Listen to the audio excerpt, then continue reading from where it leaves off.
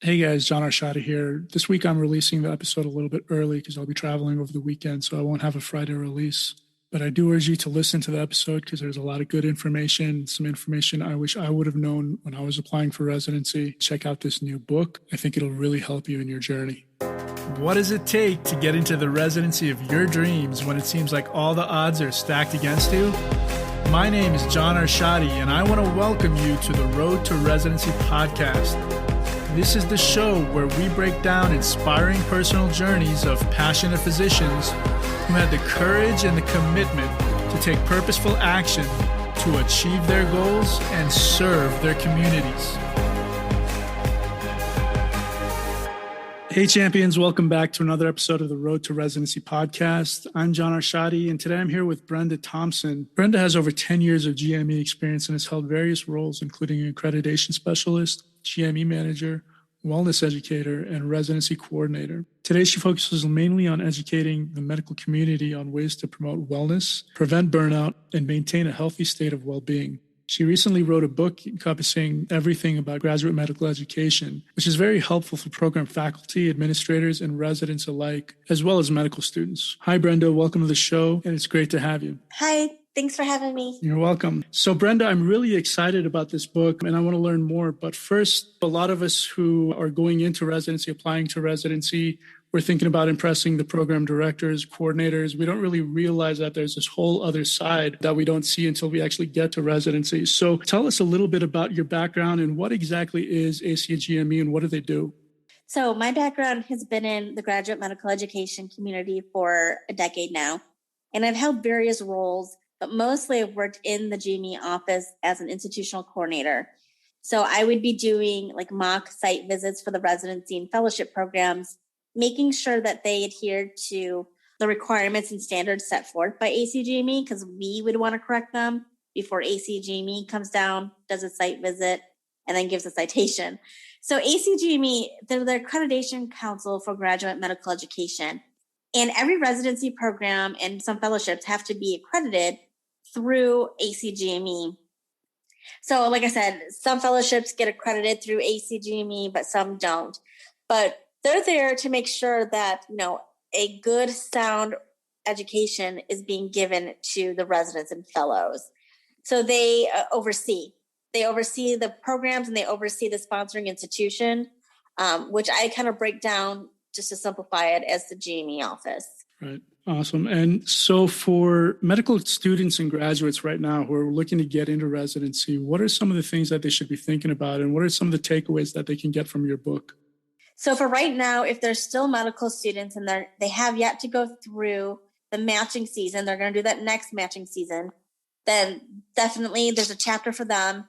It's actually chapter 9 where it says transition to residency. And for that, I talk about the back end process of the recruitment. So they, of course, are coming as a prospective candidate. They're not aware of how the whole ARIS filter process works. I mean, we get hundreds upon hundreds of applicants, and of course, we can't read them all. So we have abilities to filter out applicants that might not make the minimum qualifications per program. And what's interesting is, I've had programs that say, oh, just tell the candidates that we read everyone's application. Well, that's not true. And there's just no way that we can. I mean, especially for internal medicine programs where you could have 100 plus people in a program. Mm-hmm. That's a lot of incomings that you're going to be interviewing for. So you must have like a good 20 spot minimum to open. So think about how many applications that program is getting. I have a history in surgery and in psych. And of course, surgery is hugely popular. So I was reading, 500 applications. I mean, you just can't do that. So we would filter the minimum on ARIS, and that would weed out the applicants. So I would never even see their application. Mm-hmm. So I really think that's important. Like when there are minimums on a program's website, you should definitely trust that that's what they're going to be looking at. It's not a situation of where people say, oh, if you feel like you're overqualified, apply for the job anyways. No, This is the minimum. This is what they're looking at. You will get filtered out. So if you have up to how many places that you can send a resume to, then you might want to just save that and send it to a program that you do meet the minimum qualifications on. Yeah. But then I also talk about, the mindset, the psychology behind why a program director needs to match. Why are they going to rank certain candidates higher versus lower? So that's a good insight. And then there's also questions that you, the candidate, will be asked. And then there's questions that you, the candidate, should be asking the people who are interviewing you. You should always ask each person at least one question. Right. So it's very well-rounded in the sense of from the beginnings to the endings. Like, this is how you write a personal statement. This is what the program is looking for in your personal statement. This is how they're going to probably rank candidates.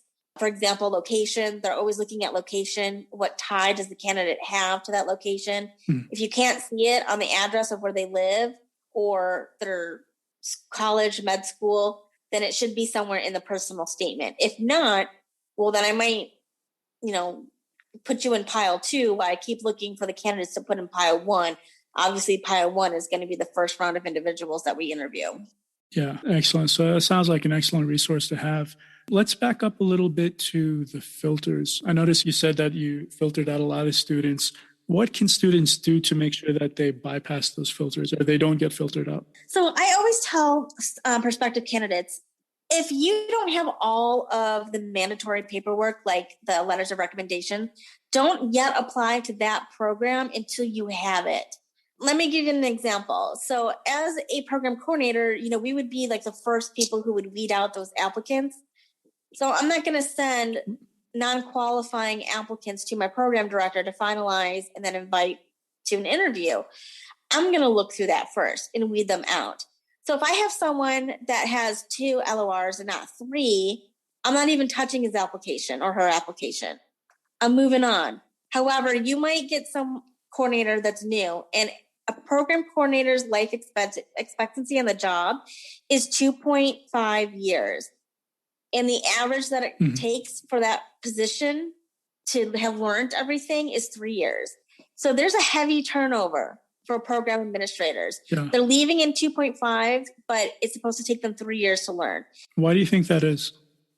There's a lot of reasons. Number one, like a lot of the training has to come out of the employee's paid pocket. And that, any job that you go to where you don't have paid training, that's just unjustifiable to some people. Right. So what happens then is that you might get a coordinator that's new that doesn't realize that you can bring those applicants back into the pool. But some people will say, oh, they've been in my filtered. I've already received them. So if you send it, let's just say September 1st, you send your application September 1st to my program, but you did not include the 3 letters of recommendation. I'll get your application and it will tell me when it has come, what date. So let's say September 1st, but it doesn't have everything to meet the minimum. So it's recognizing the application came September 1st, but then it's moving it off to my filter. So I'm not bothered with it. Now, if I'm new and I didn't know how ERIS works and I'm just kind of learning as I'm going, maybe next month I'm going to go ahead and see who's new, the new applicants since September 1st. And then I can see who's good, who do I need to filter out from that. Now, if I'm not experienced in ERIS, I'm just going to accept who's new from October 1st. So I'm not bringing back the old applicant pool, even though you might have updated that last LOR that was mandatory. Right. So that's why I say don't even chance it until you have everything. So once it hits the program, then they'll go ahead and look at all the new applicants and make sure, since you met the minimum now, that your application is going to be looked at. So that's the risk that you can take.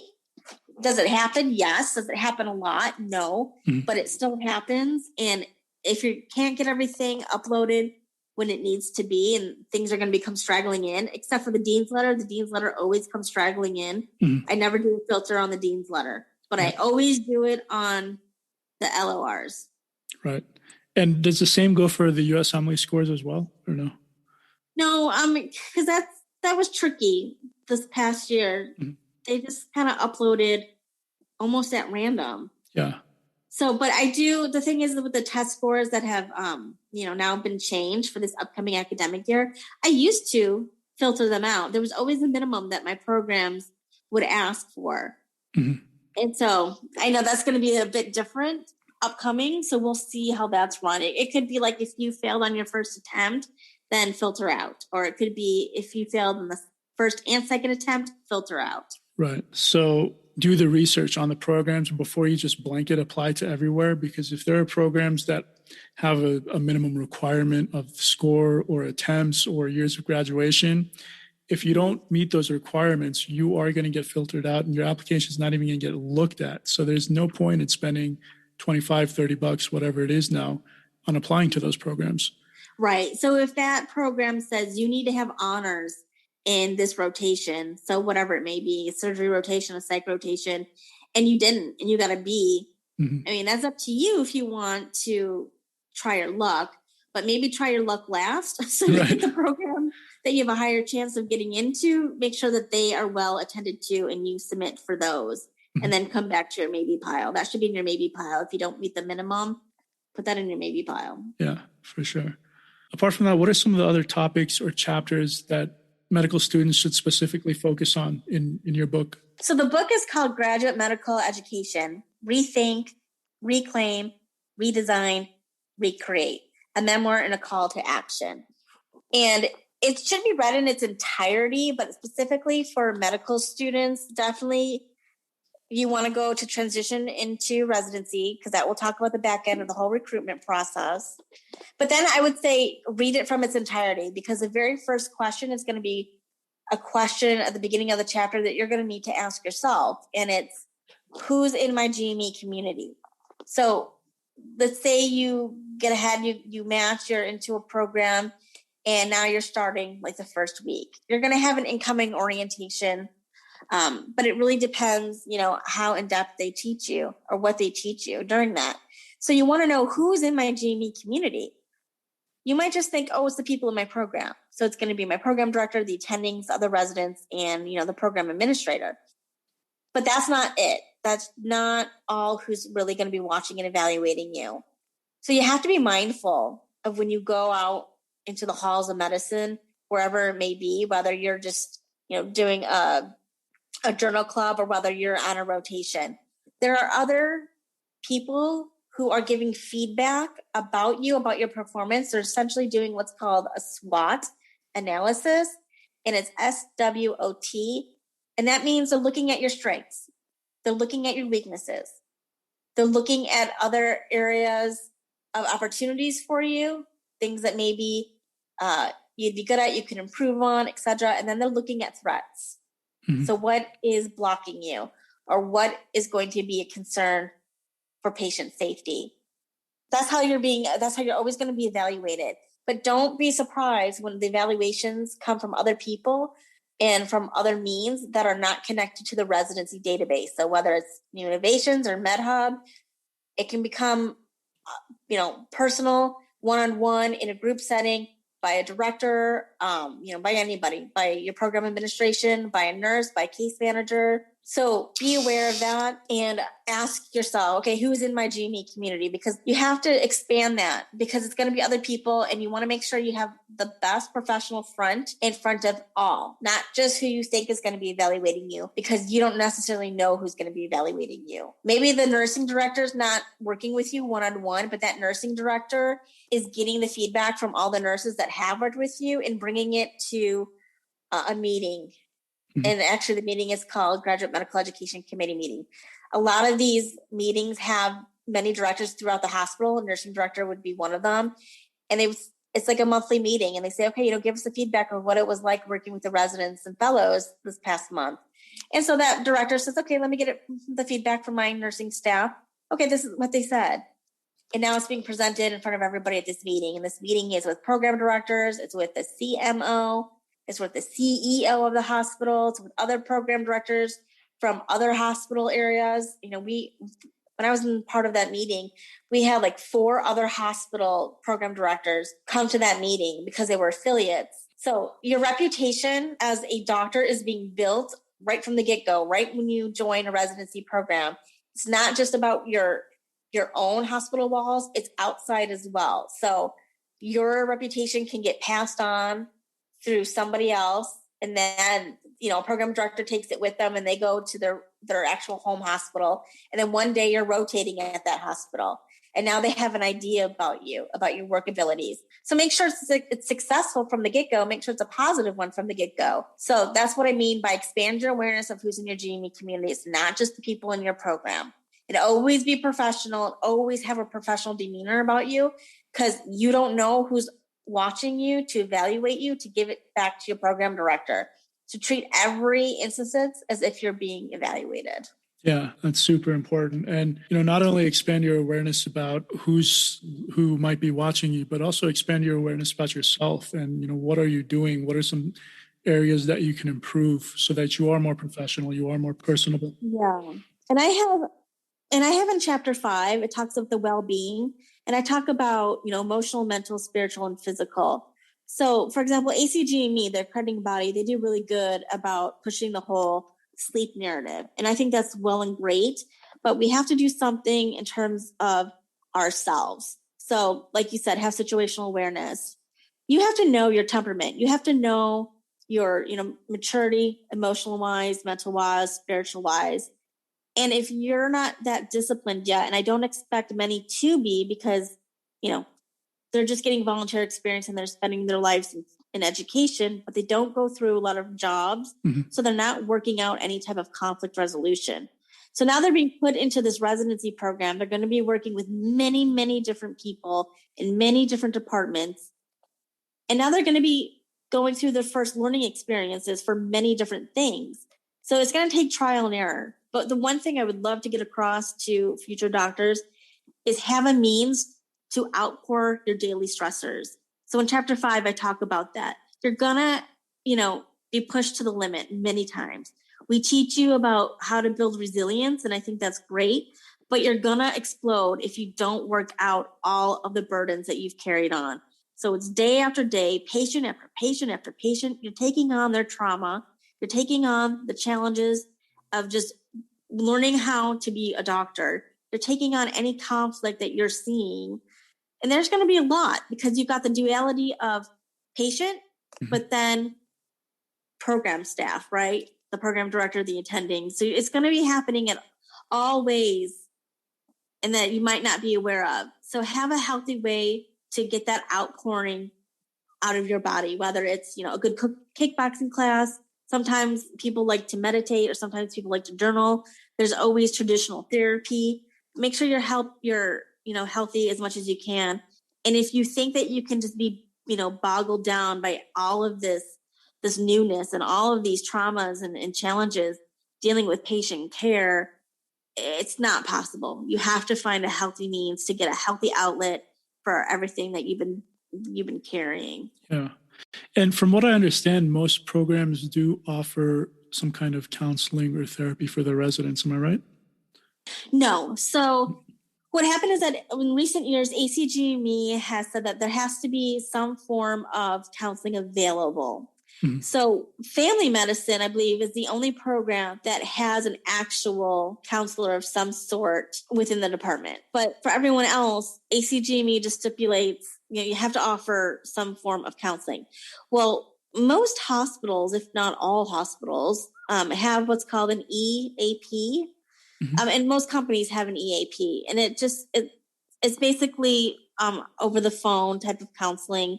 You might get 5 for free, and then you work out like an arrangement for payment. Or, if you decide, I think I want to work with an actual counselor face to face. Could you help me find someone? They'll help you find someone. Right. Yeah. So it's not coming from your program unless you're family medicine. And then you have to check out what your hospitals or your employers, some people are employed by the College of Medicine. You have to find out, what that scheme looks like. If it's 1, 2, even 5 sessions for free, employers will have that information. Excellent. Thank you. Going back to the SWOT analysis, what are some of the threats or the barriers of success for residents, and what can incoming residents do to mitigate the chances of being on that threat list? Yeah. So, a lot of it has to do with a poor attitude, poor workmanship, just really not mature enough to be in this line of work at this time. So that's why I always say, like, you have to be disciplined with your communication. I know that we listen to have a rebuttal, so we explain ourselves. We're always trying to come up with an answer, because usually the conversation is, why'd you do this? Why'd you do that? Like, you're trying to find a way out. You're trying to find a way to explain what you did so you have less damage being impacted by you. But that's not how it is during residency. You have to listen to fully listen and understand about what they are saying about your job performance.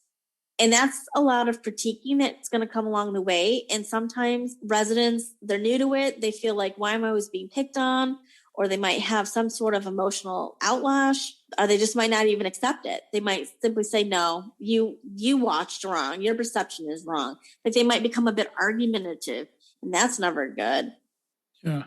But yeah, so you have to really be mature. And like I said, you're going to go through conflicts, and you've probably never gone through, even half of them that you're going to be presented with, because you've always been in a volunteer role in your life. Right. So now it's like, okay, how do I get through this when I've never really had this conflict? Like, what if a patient comes and complains to my attending about me? You have to take that with stride, and you have to be like, I see your perception, and I'm sorry that happened. You have to really learn from your mistakes and show that you're learning from them.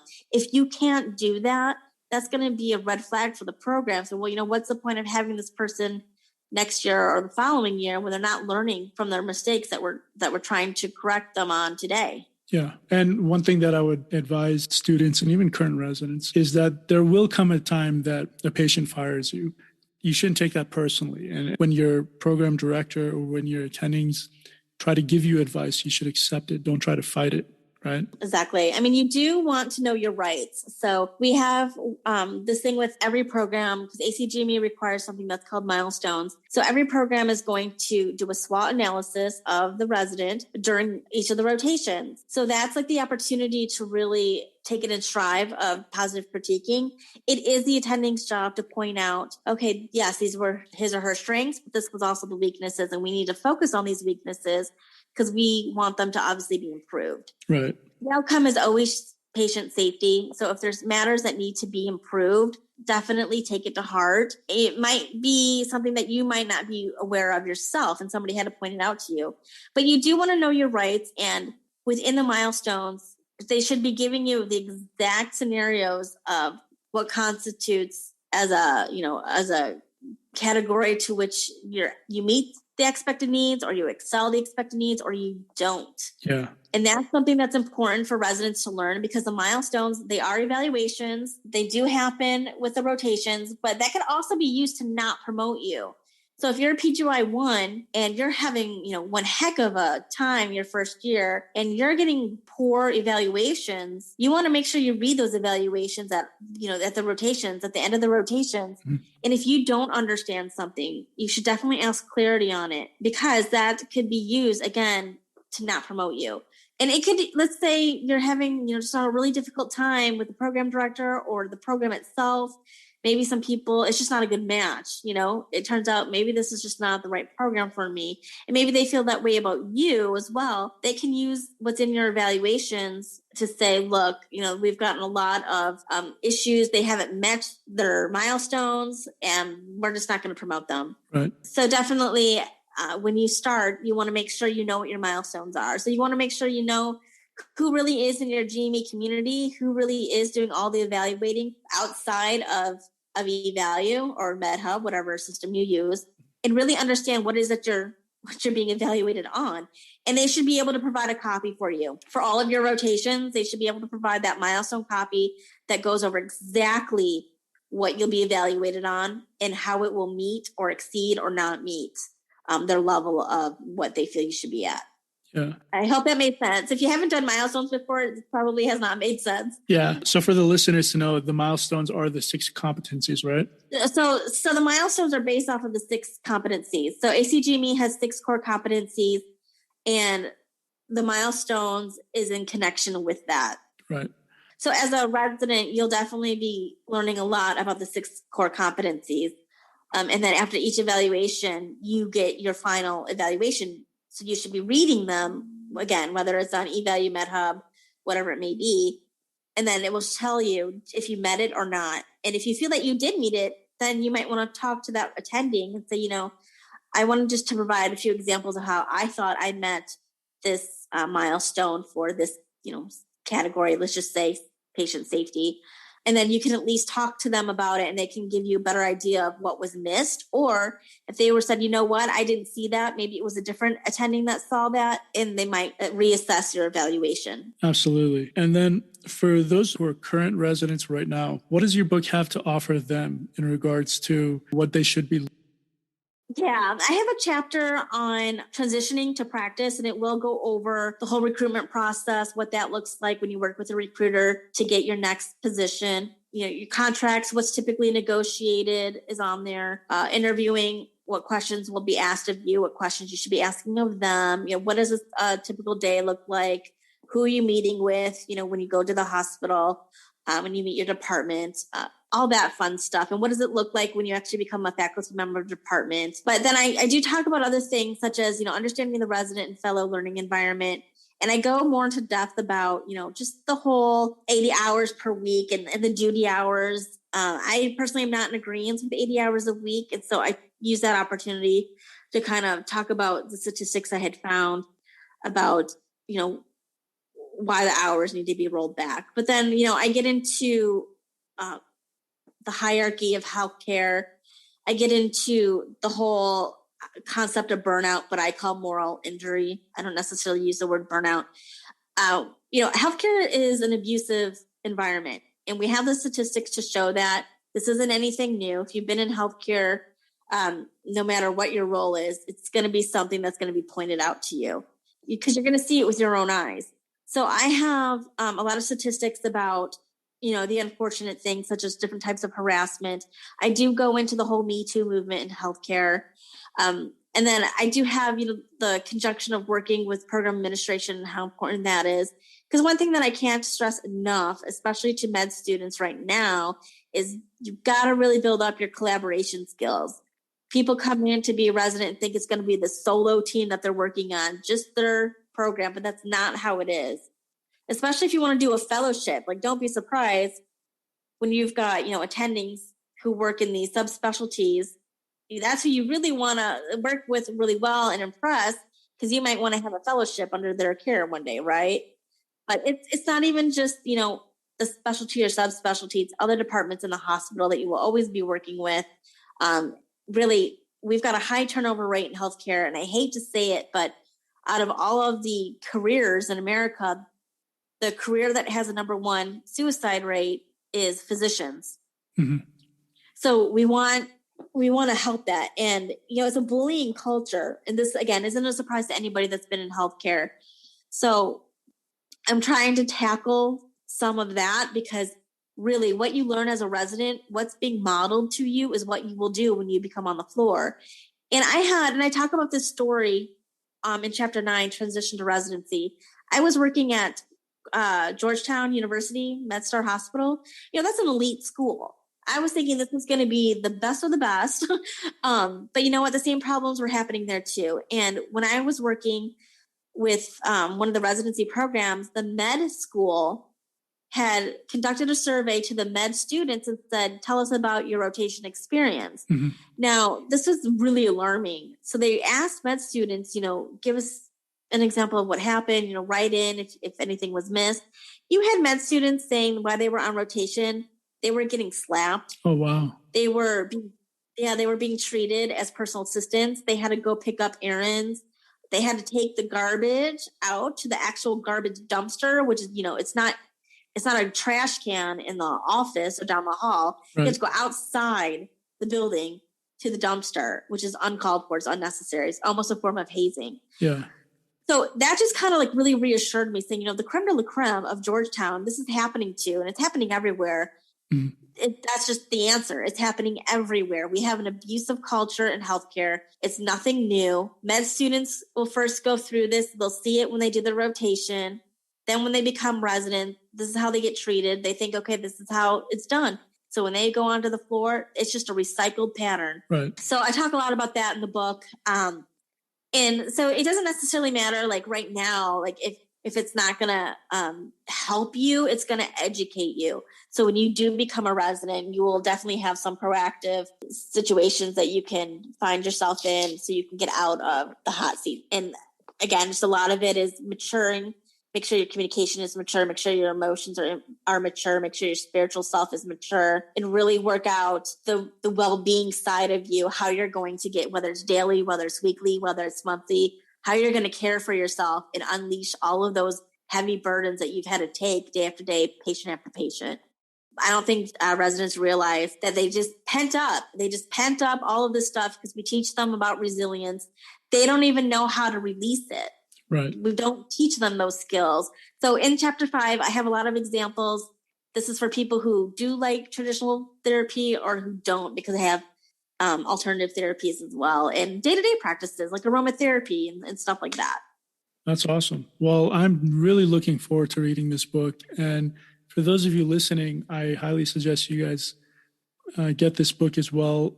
Read it cover to cover, learn the information, because this is stuff that I wish I knew when I was applying for residency. And I think it'll really help you become a better resident, better physician, and a better person in general. Brenda, did you have any parting words, any last minute advice you wanted to give the audience? The only thing I can just say is, it's obviously a really great career going into healthcare, and we teach you to be a doctor, but we don't teach you how to become a doctor. So hopefully this book will help with some transparency, what I feel is lacking in transparency, and helping to uncover the barriers to success. And I think, like I said, one of them is how to be a doctor. So I'm really excited for chapter 7, because it really goes into building your business, building your reputation, and, how to get referrals, et cetera, et cetera. But that's why I say read it in its entirety, because while I'm talking about building a reputation in chapter 7, I also had talked about, how you're building your reputation with everyone that you meet. So whether you're in a different rotation or you're working with a different group of people that you normally do, always be your professional self, your best professional self, because they have a means to analyze and evaluate you and give that info to, stakeholders. Yeah. So definitely read the book in its entirety, because it's going to be useful no matter what stage you are in. For sure. Well, Brenda, I appreciate your time. I thank you for being on the show. You guys, make sure you check out this book. I'm going to drop the links in the show notes when it comes out. It's Graduate Medical Education, Rethink, Reclaim, Rebuild, Recreate. Brenda, how can listeners get in touch with you if they wanted to? So they can definitely DM me on my LinkedIn, or they can email me, which is btchicago@live.com. Awesome. So we'll put that in the show notes as well. And I thank you again for being on the show. This was very helpful information. Thanks for having me. I appreciate it. You're welcome. If you haven't already, please rate and review the podcast, share it with your friends, and get this message out there, because this is a time where a lot of people are skeptical and they're saying, I'm an older grad, I'm an IMG, I have trouble with the USMLEs, there's no way I can compete, what do I do? Well, we want to show you that there is hope. Actually, right now is the best time to match as an IMG. Our match rates have gone up from 48% in 2010 when I graduated medical school to 61% in the 2020 match. That's a significant jump. And as a matter of fact, more than 25% of the U.S. healthcare system is made up of international grads. So know that you can do it. You will do it. Just don't give up. And I hope to see you in the next episode.